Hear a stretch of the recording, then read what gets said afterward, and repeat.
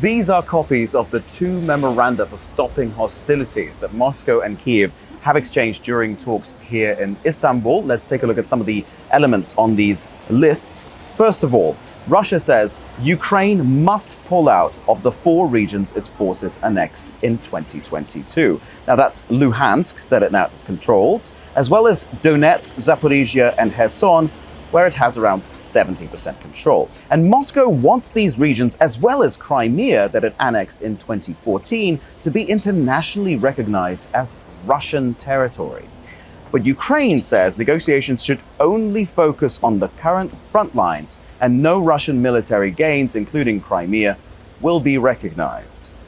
Russia says Ukraine must be neutral and cannot be part of any military alliances or coalitions, mainly meaning the NATO alliance. Now, Kiev says Ukraine is not forced to be neutral, and only NATO can decide who can or cannot join.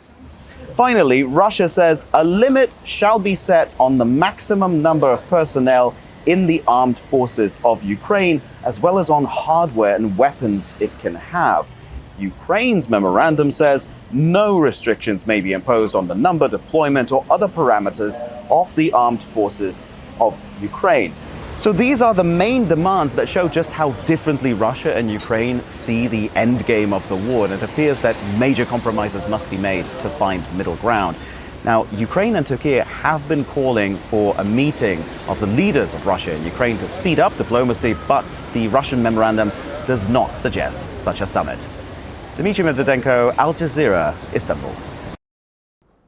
Make sure to subscribe to our channel to get the latest news from Al Jazeera.